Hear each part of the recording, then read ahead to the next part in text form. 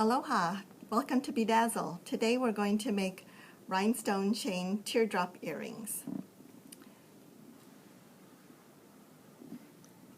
I'm starting out with silver wire. It's 24 gauge. I'm using 9 inches and I'm using a medium-sized rhinestone chain, and it's cut to 3.5 inches. So you'll need 7 inches for a pair. I'm also using a helix bead, one of my favorite shapes, and we have our earring finding. So with wire wrapping, we're going to wrap around the chain, and I start out with 1.5 inch tail to start. We're going to use that later to secure it at the top. I put a little bend in it to start, and I take the first link of rhinestone and I put that bend right behind. Then I take my long piece and bend it over the top.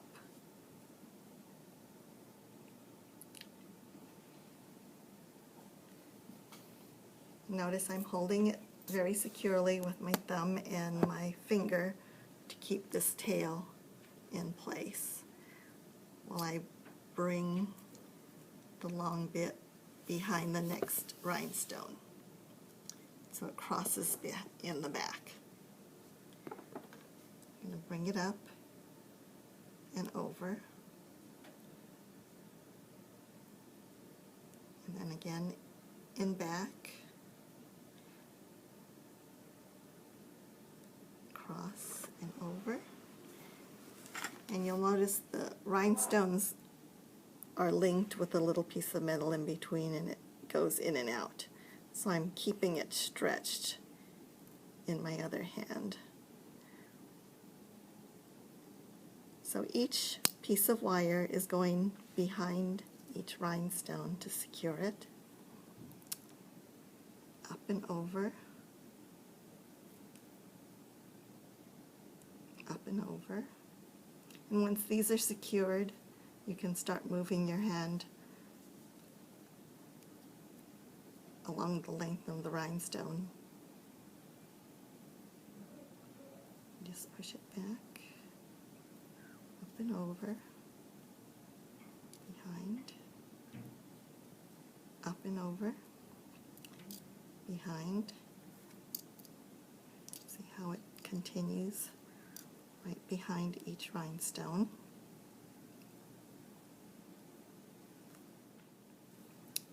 Okay, so I'm going behind each rhinestone, up and over, behind, up and over, behind, up and over, behind, all the way to the end.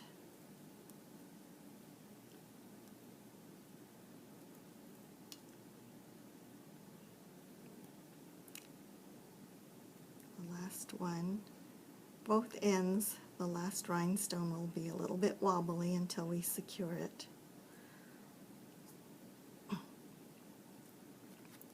So I've wired all the way down. Both end rhinestones are still wobbly. It's a little bit crooked, but you'll see that the wire runs behind each rhinestone and in between each rhinestone in front. I use a nylon jaw plier to straighten out the rhinestones gently. You can just run it along the sides and the back. You don't need to hold it tight. You don't want to put the rhinestones out of place in the setting. But you do want to get your wire nice and straight.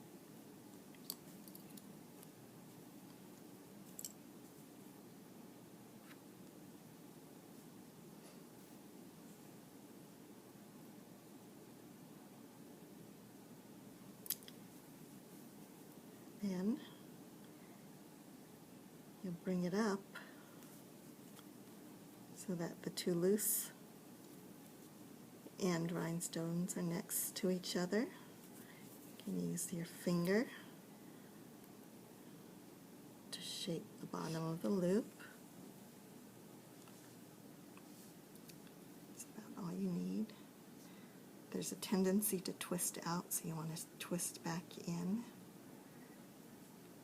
so that everything's facing up. Put it on a flat surface and press down. Then you're going to use those loose wires at the ends and bring the short one that we started out with, the 1.5 inches, is going to wrap around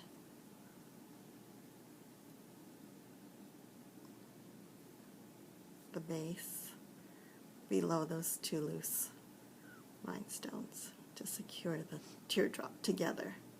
It'll go around about 3 times. And you can use a flat nose plier, chain nose plier,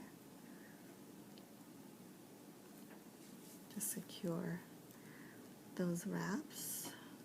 Straighten them out. And if you need to, cut the back wire.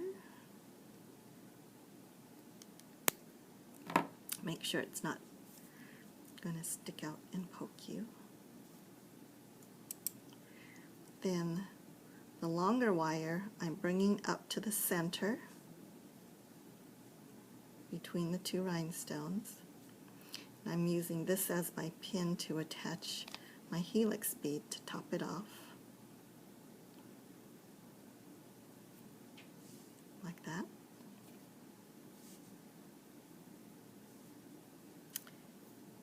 And I'm going to use my 3-step plier to do a wrapped loop.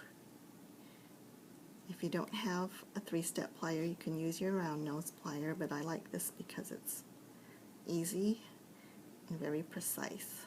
I just squeeze down on the top of the wire and it makes the neck. Then I bring the wire around halfway.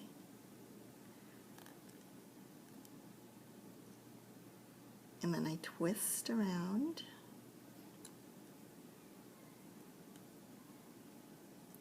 So that the end passes over the neck, and that makes the loop, but you'll see it's a little bit crooked, so I rock it back and forth until I get it centered over the neck.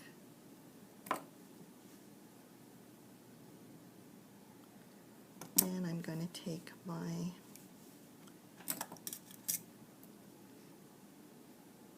bent nose plier, get a grip on that loop, and a chain nose plier to do the wrapping.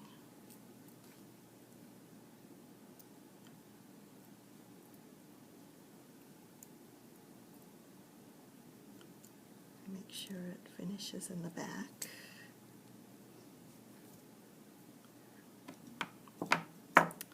Wire nipper to get in real close and clip it.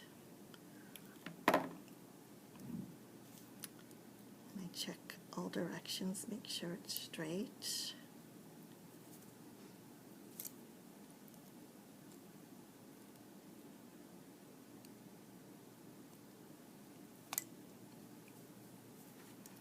And I'm going to shape it a little more to match the other one.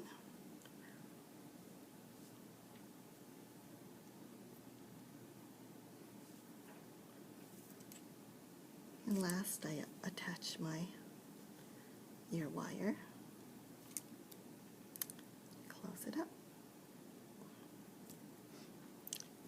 Now you can get all these findings, the wire and the rhinestone chain at BeaDazzle, also the helix beads.